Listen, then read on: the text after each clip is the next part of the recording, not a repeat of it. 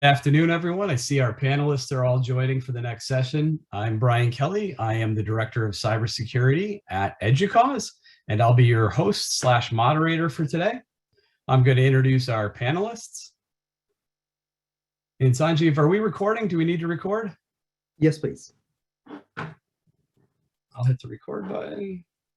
I don't have permission, so someone on your side will have to. I see it starting. Cool. Thank you.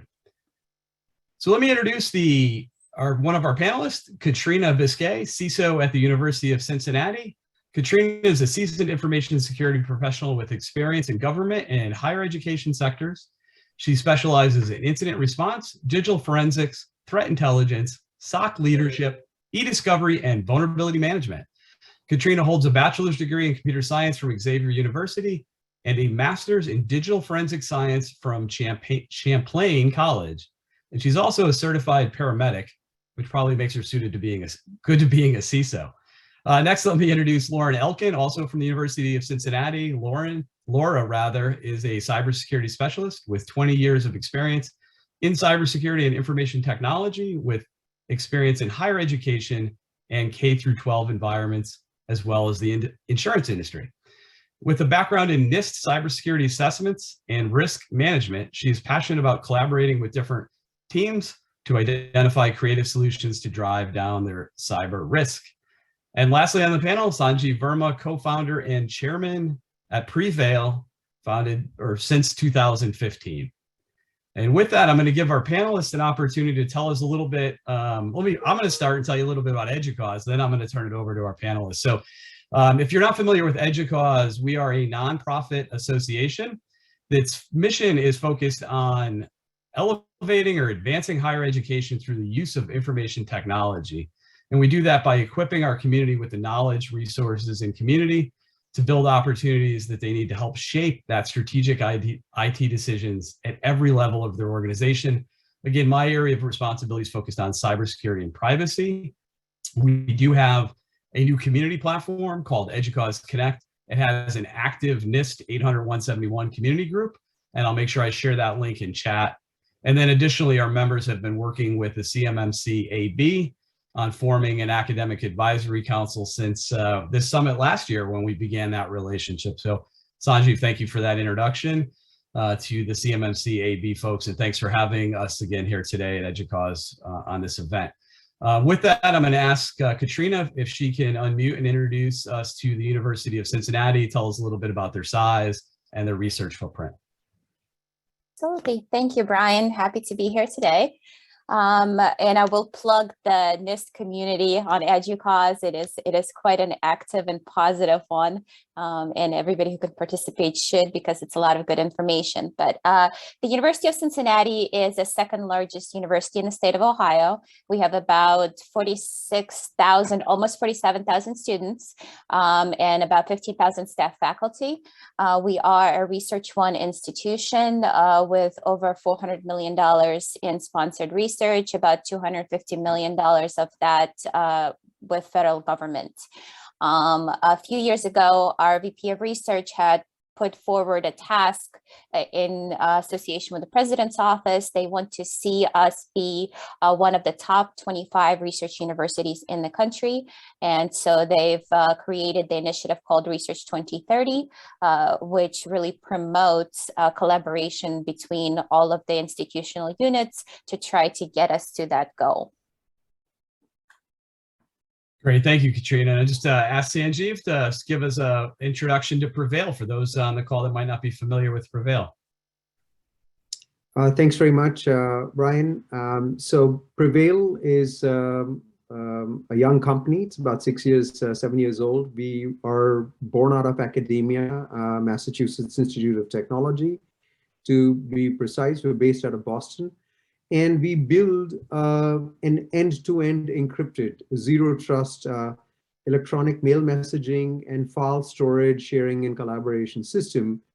And the system has relevance both because it provides, we believe, one of the highest levels of zero-trust security by protecting information end-to-end, but also it's extensively used for compliance with CMMC, NIST 800-171, and ITAR mandates, and more later through the presentation as we go forward.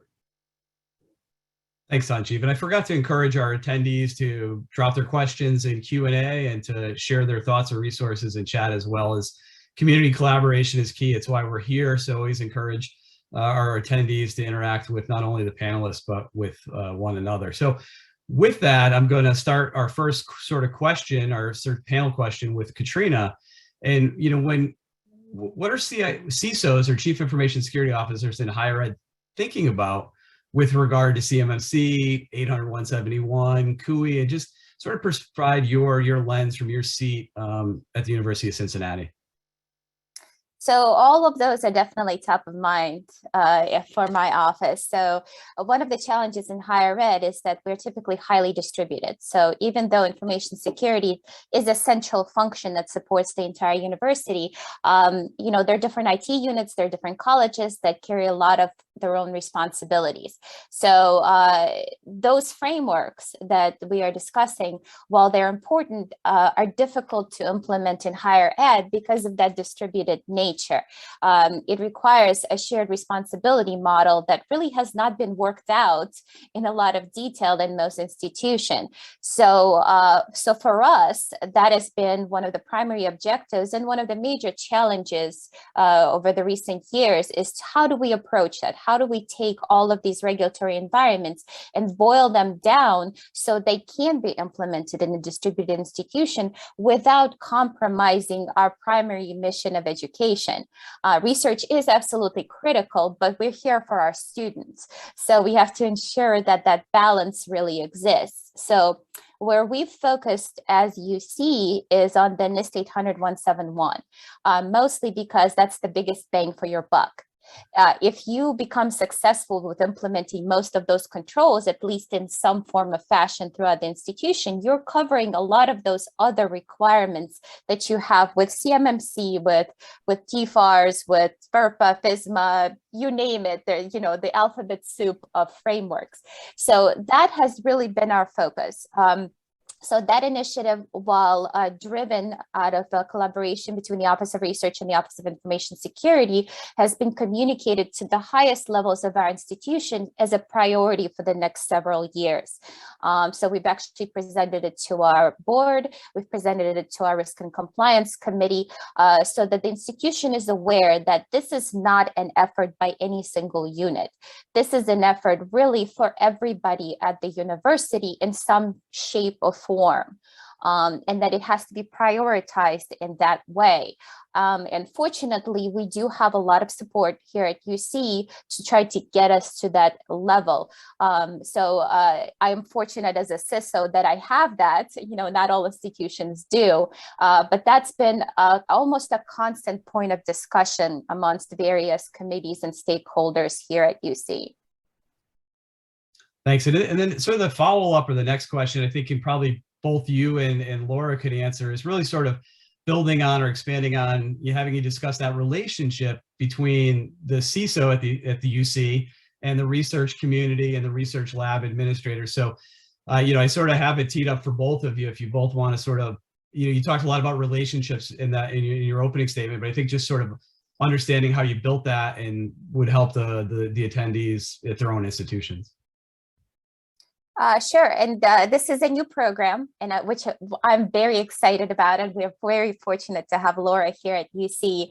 And this really came out of an experience I had, and I've had a long-standing partnership with the Office of Research for other things because they handle other compliance initiatives. But what this really came out of for me is we tried to write a grant as an Office of Information Security, and it was a federal research grant. And as we were working through that process, we realized how much we truly don't know about the research process, about the grant process, about what the PIs are required to do by all of these entities. So that was an incredible educational experience for me and my team. And we realized we have a gap, and it's a gap we can't handle just due to the sheer volume of the research the institution provides. So that initiated a lot of the conversations. And of course, then the CMMC and other compliance requirements have really escalated those and put a shorter time frame on those. So that really spawned this very close relationship that we currently have with Laura and the Office of Research. So Laura, do you want to add to that? The quantity of work that's being done just in research and understanding the researchers' needs for security, not just DFARS. It covers all cybersecurity requirements. It requires a dedicated resource that really understands what the researchers need, understands the environment, and having a partnership with the CISO and the Office of Information Security is incredibly helpful. You know, I'm here to support their mission, but they also support ours as well. So we work together. It's nothing but a partnership. So it's been great. Good. And I'm looking at Q&A. There's a couple of questions, and I'll just sort of stop and go through those. The first one is clearly for Katrina. It says, what's your approach to garner support at higher ed leadership levels within your institution? At the University of Arizona, we're looking at the same approach. What can you share with us to help along that path? So you touched on that a little bit in your opening statement, Katrina, around sort of building those relationships, but maybe expand on that a little bit. Absolutely. And relationships. If you worked in higher ed, you know that's really what drives everything. So we have really gone out of our way as the Office of Information Security to build those with very specific key partners. So Office of Research is definitely one. Our VP of Research Compliance, because they have a vested interest in ensuring we are compliant on that side, was an excellent partner. Office of General Counsel, Internal Audit, and Enterprise Risk Management are absolutely the closest key partners we have. So the university has created a Risk and Compliance Committee basically a few years back to communicate some of these larger level risks and initiatives to the appropriate stakeholders. That's really been one of our more successful endeavors because it gets it to the right level. That committee then communicates to the Office of the President and to the board in a different way. So I can come in and talk about the security-centric needs of the institution and the risk associated with that, but that committee really provides a different perspective, which really resonates more with the board when they hear it from multiple directions, and they're still hearing a very similar message as to what we need to do as an institution.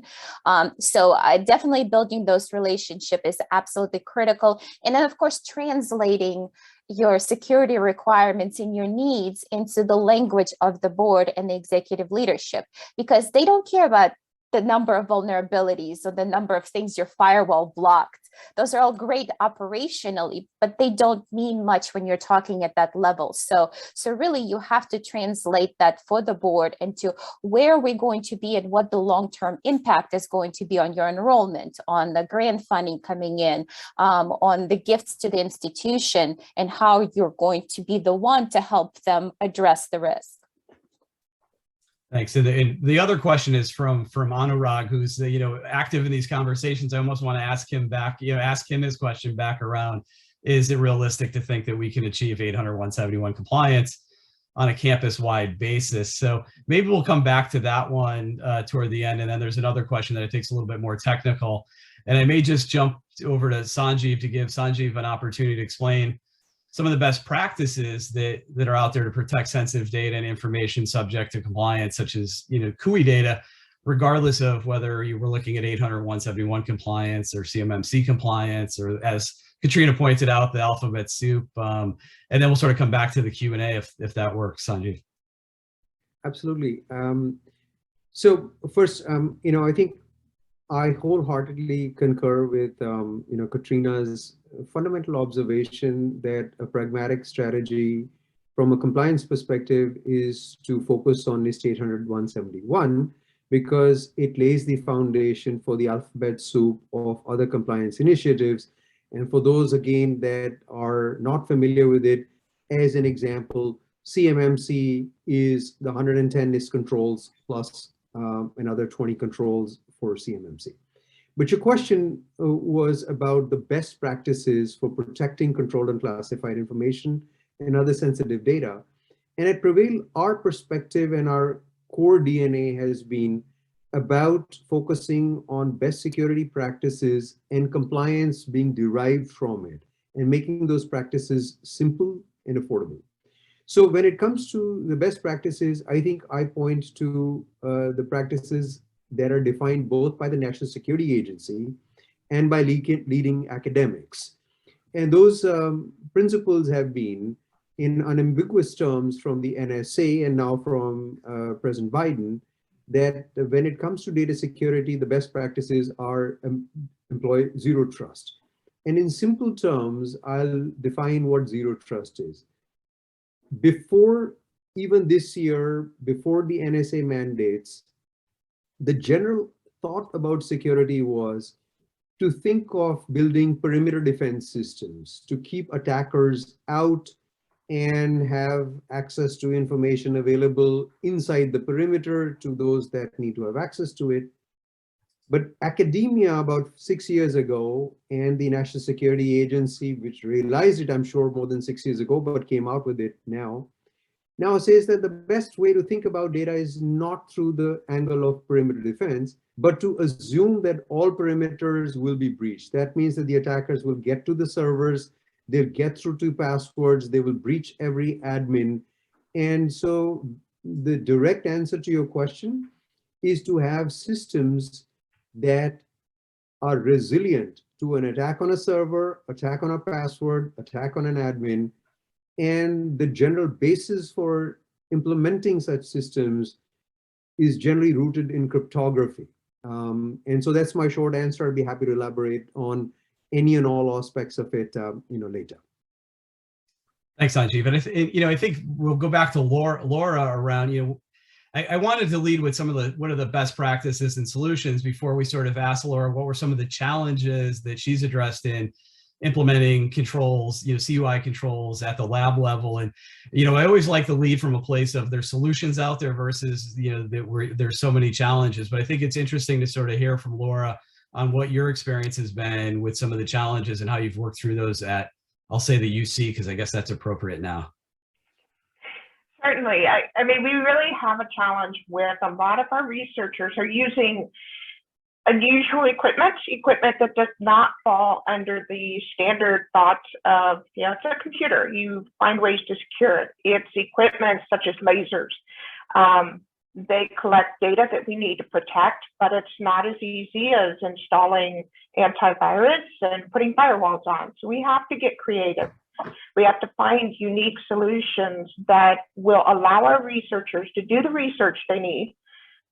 Maybe their system is way out of date. They can't update it because if they update it, they can't use their tools.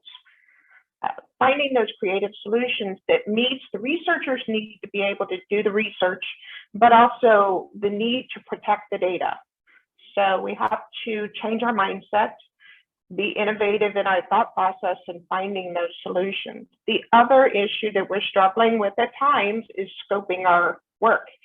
We have to make sure that when we are securing projects, securing information, we're securing the right stuff and we're not going way overboard, because these are complex processes that add additional controls, additional processes, which means time, which means roadblocks that people may not like.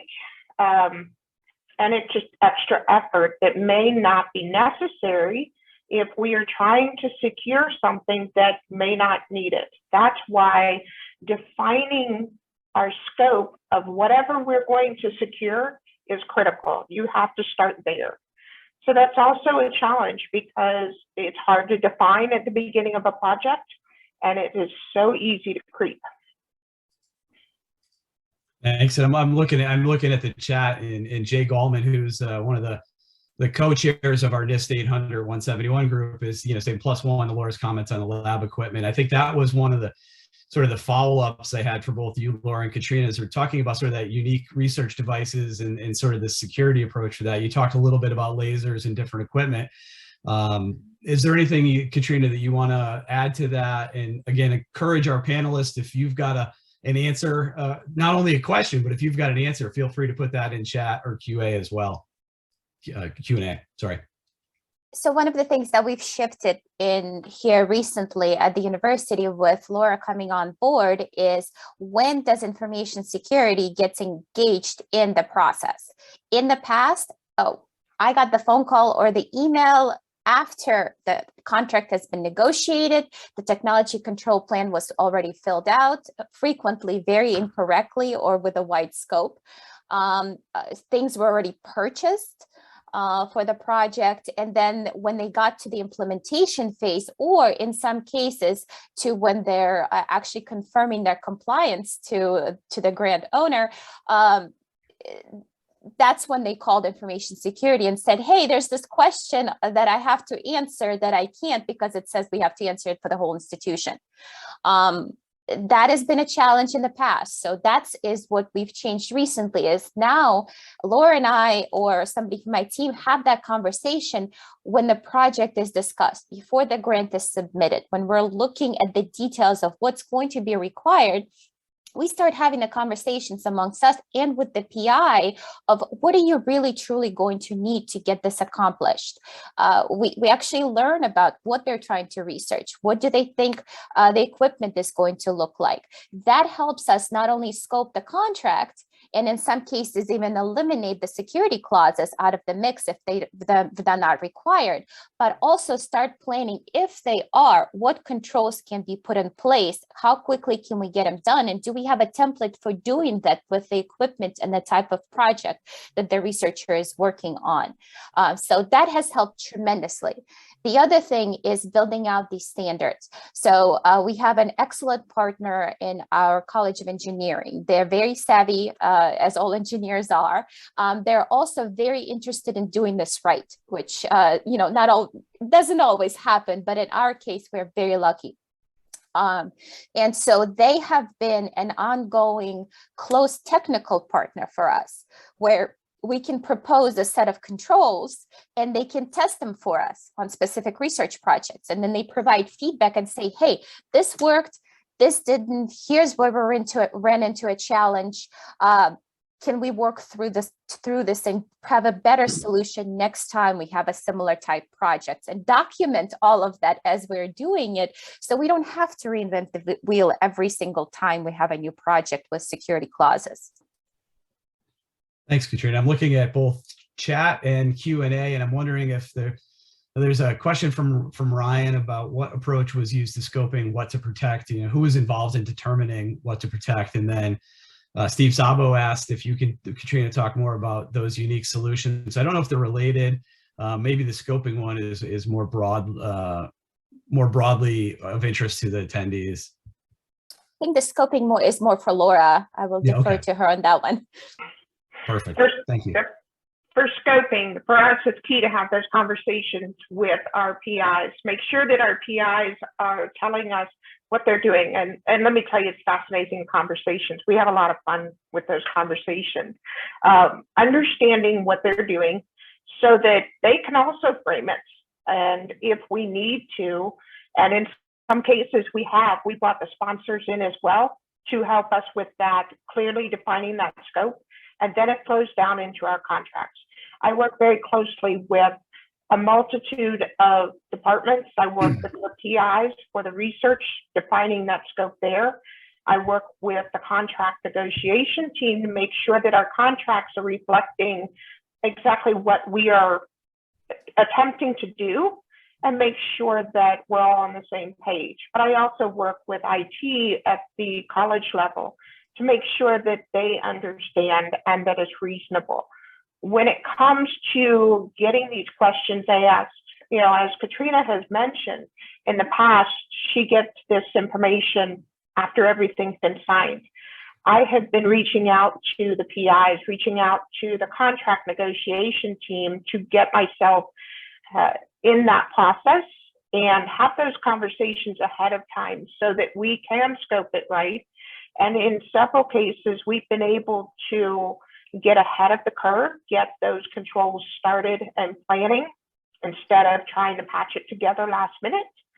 And we've also been able to have the conversations about, do we really need this, or are we trying to do this because we're dealing with the form and we're not all sure what these controls mean to the project. So the earlier in the process that we can get engaged, the better off we are. So having those conversations and the PIs understanding the value of having conversations early in the process has been an incredible help. We don't have to build right away, but even understanding gets us a long way. Thank you. And I think that might answer, there was one from Diana in there about sort of that rarely do you get advance notice. So I think that goes back to the relationships and sort of the outreach and really sort of being out and about and trying to get those conversations started earlier, right? So no magic bullet there. And then maybe Laura, the last one from Ed Moses in chat was, how do you handle the visitor control and escort in a lab that has dual use? We do our best to move it if at all possible. We have been building separate little areas. We have put up temporary walls for the duration of the project to wall off that area. And yeah, as I mentioned, getting creative. We have been very fortunate to have the space and the ability to put in walls where we need to, as well as moving people if we need to. Oftentimes we have multiple labs, so we can move things around a little bit. But the key is getting creative with your controls and communicating. Katrina, did you have any other thoughts on that one? So the visitor process has been a point of discussion recently. What we've realized is that not everybody was in the loop on the visitor process. So we actually brought in our research security committee that focused a lot more on the legal issues of research, and brought in a few folks from the information security research and other places throughout the university, our international affairs office, et cetera. And they reviewed our existing documented visitor process, provided input, so it was appropriately vetted, and we could actually see if it was reasonable and if it was implementable. Because a lot of these times these policies get written, but nobody goes back and checks if it actually works. So we did just that, a few months ago, and identified a few gaps, quickly addressed them with all of the appropriate people, and received actually pretty positive feedback from the PI saying, okay, now we get it. We understand why you guys are requesting this, and this actually works for us. So that's been a success. Thank you. We have one question that I maybe have the three of you look at in Q&A around AWS and managed detection and response. I don't know if any of you want to try to answer that or if that's outside the scope of your background, but I just want to make sure we address if we can speak to it or not. So I'll throw it to the three of you if anyone wants to take it. I'd be happy to take a first cut at it, but if it's a question on AWS and it's a specific technical question on how AWS helps, I'll point to a sidebar where we can, number one, put you in touch with the lead for compliance for AWS. And I'm presuming that you're wanting to address it with GovCloud. So the gentleman's name is Ted Steffen. Ted spoke just half an hour before on our compliance panel for small to medium businesses and higher ed.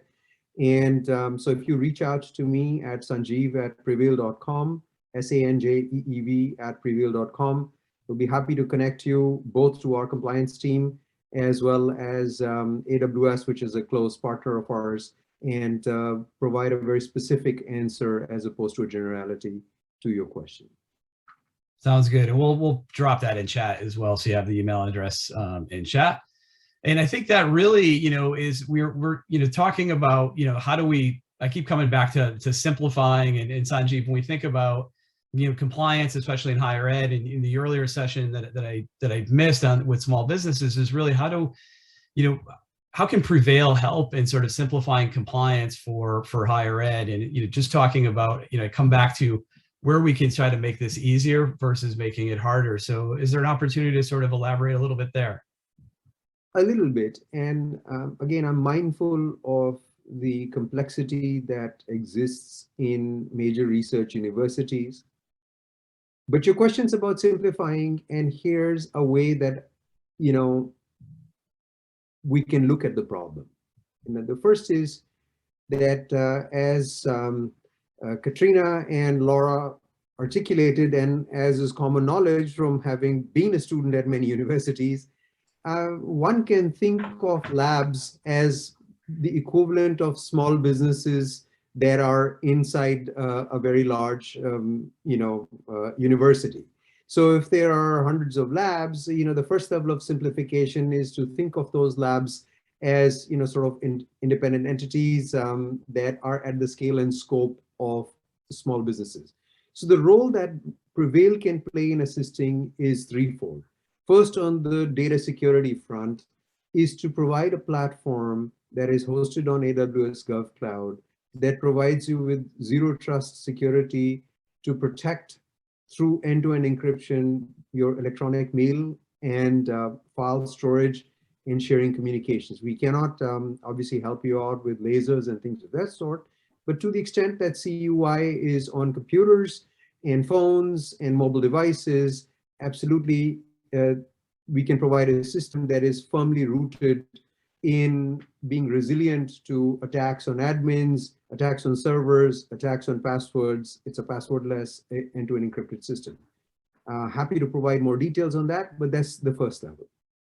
The second is to simplify the adoption of that system, both from the deployment and use perspective. So from a deployment perspective, we recognize again that large universities will have disparate, IT infrastructures. Some could be on Google infrastructure, some could be on Office 365, some on Exchange servers, etc. And from a deployment perspective, the PreVeil infrastructure can be just deployed without touching either your existing email or file storage and sharing infrastructure. And so we simplify both the deployment, which reduces your cost, but also the complexity of rollout. And then the final thing is usage. It's a simple system both to use. It automatically, for example, encrypts information when you're communicating with other researchers that handle CUI. And if you're handling a project, just simply stick all your information. Don't think about this could be CUI or that. Just put all of that project information onto PreVeil Drive. And the last aspect of it is, if you're collaborating with researchers outside the universities, they can adopt the system for free, etc. And so we make it simple to deploy and use. And the final area is compliance. And so in the compliance forefront, we do two things to be of assistance. The first is to provide a system security plan template, which is pre-populated with the areas that we touch. It's about 83 to 85 controls where either PreVeil or PreVeil in conjunction with policies and procedures can provide compliance. And so we kind of get you a head start. And the final way that we assist is, as you saw in the prior segment, if you think of a lab as akin to the scale and scope of a small business, we have small defense contractors that have gone through a NIST 800 171 DIBCAC audit. We've published results that showed how they got a near perfect score on that. So the best practices gleaned in terms of how that contractor achieved the scores, what were the practices they encountered, what was the process that the DIBCAC used to audit them, are transferable, best practices that we can again put you in touch with the folks that have done that. And in those ways, we can address, providing some clarity and some simplification to security, simplicity, and compliance. Good. Well, now we'll take the questions from simplicity to complexity. So one of the questions that we were talking about was how do you keep track of documentation, right? So we saw some of that come up in conversation earlier, but Laura, do you want to expand on sort of documenting this and how you guys are addressing that at UC? Documentation is always a challenge. We work with so many different organizations, and everybody has everything in a spreadsheet because it's awesome. What is key is making sure that you understand where you're storing it and have it in a single place. Whether you are using just the old-fashioned Excel spreadsheet or you are using one of the multitude of tools out there that help you, having one system is what's important, and having one single source of record, because a lot of these compliance requirements require that you have documentation of your processes, have documentations of your policies, etc. So understanding your official source, documenting where it is, and making sure you understand that location, and keeping track of it. It's definitely a challenge. So we're all facing it.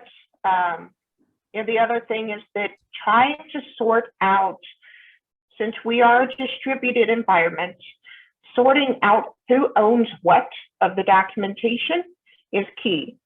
What does Katrina own versus what do I own versus what do the individual colleges? That is a puzzle that has to be sorted out, and understanding that is important. There's no need for me to go rewrite something that Katrina's office has rewritten or written. I can use that, and then if I need to supplement with the standard, I can, but I try not to make it too complex with over documenting things. Excellent. And I'm looking. You're looking for the chat and the notes. I think we're good. And I just, I think we started. I think we're kind of getting close on time. But I wanted to come back to Katrina. You talked a lot about relationships, and I find myself talking with other CISOs about how the Office of Information Security has really become an enabler. We've moved from the Office of NO to the Office of KNOW. We want you to know versus we're going to tell you no. And, I just wanted to give you an opportunity to think about, or to talk a little bit about, why we're trying to be compliant with regard to, moving the mission of the institution forward, or grant opportunities, and really seeing compliance as an enabler versus something we have to do versus something we should be doing. So any perspective you can add to that would be great. Yes, absolutely. That is a massive shift, I think, on a lot of agencies, some faster than others. For us, that has been a priority over, at least the year that I've been back. That is one of my personal initiatives here at the institution, to ensure that we are a true partner and a trusted consultant versus that compliance police that security is always seen as. Because honestly, I can't really mandate everything throughout the institution. That is not my job, and I don't want to do that. So what we've focused on is working on mutually acceptable solutions, which is why those partnerships are important. Because I'm not going to be able to achieve NIST 800-171 for the entire institution. I will answer that question that was in chat. It's not happening. But what we can do is add that in places where it is absolutely required, or when there's another compliance framework that needs to be layered on top of it, like CMMC, and create, I think I heard the previous presenter mention secure enclaves. Absolutely, creating those secure enclaves, making sure that those have all of the requirements necessary, and working with the appropriate parties that share the responsibility is absolutely key. That gets you a lot further than trying to mandate from your CISO office saying you have to do this. One of the efforts that we've recently conducted is a review of our institutional information security policies. We just went through all of them and took them through governance. And part of that effort was ensuring that we built NIST 800-171 into those policies, but in a way that is flexible enough to be able to implement. So while we addressed a lot of the controls in policy, we also gave room to supplement them with standards and with procedures that are college specific or project specific, so that we're not applying all of these controls across the institutions, but we are really being selective as to how we apply them. Thank you. And I know we've got about 5 minutes left. I see chat is quiet and Q&A is quiet. So back to all of the panelists to give you an opportunity for a closing thought or a closing question. So I'll start with Laura, and we'll work back to Katrina at the end. We'll go Laura, then Sanjeev, and then Katrina to finish us up. Certainly. I do thank you for inviting me today. The big thing with research security, as well as NIST 800-171 and CMMC, is working with your partners to make sure that you find those solutions. It's not going to be a one-size-fits-all. I wish it was a standard I could stamp across the board. It's not. Put your creative hats on and start working together to find some innovative solutions, and you will be able to. It is achievable. It just takes some creativity and have some fun with it. Fun. That's a good thing. We don't have enough fun in cybersecurity. Sanjeev, top fun. I'll just echo what Laura said. She's nailed it. That I think that, much too often, if you look at the problem as trying to secure the entire university, it can be a daunting task. And again, what Laura has articulated, building upon what Katrina said, look, segment the problem into who needs it. And I couldn't agree more that with Laura's comments that it is achievable. There are solutions that are out there. It isn't mind-bogglingly complex. I wouldn't minimize that. It's not that there is no effort, but there is effort, but it's a manageable effort. And I'll just defer to what Laura just said. It's doable. And to the extent that we can be helpful, we very much are born out of academia. When I went to MIT, I learned from Arnaldo Hawks, a professor of strategy, that look, the best way to complexity is to simplify, not to get things more complex. And it's been a life mantra for me. And we offer the same in terms of any assistance that we can provide to the academic institutions that are near and dear to our hearts and a key area of focus. We're here, and if we can be helpful, please reach out. Thank you, Sanjeev. Katrina, final words. I would say that try to build your processes as much as you can. So make them plug and play. Make them modular, so you're able to apply them to however that project turns out, or however an initiative even that is an administrative in nature, academic in nature, that's required for the institution. But I also want to echo what Sanjeev said earlier, is focus on that simplicity. You're not going to get adoption if your controls are too complicated and too onerous. So try to find a solution that is as simple and transparent to the user as possible. And there are true excellent partners out there that can help you. So get exploring. Talk to other institutions, talk to the EDUCAUSE group. We're all facing a lot of the same issues, and it's good to have that community in place and partners like PreVeil that can help you find those answers. Thank you. That's a great way to finish it. I keep hearing the word "same" throughout many conversations, and we all have sort of the same threats, and we're using the same technology. And thank you for the plug for the community group, the collaboration and the relationships. We're all trying to solve the same problem. So talking to each other is so key, and sharing those stories. And we are grateful for PreVeil support of higher ed, and Sanjeev, and your interest and support of not only EDUCAUSE, but our community over the last several years. So thank you for that. Thank you for inviting all of us today to join the CMMC Summit. On behalf of EDUCAUSE and PreVeil, thank you all for attending. Feel free to reach out to myself or Sanjeev with any questions that we might have missed today. And with that, enjoy the rest of your afternoon.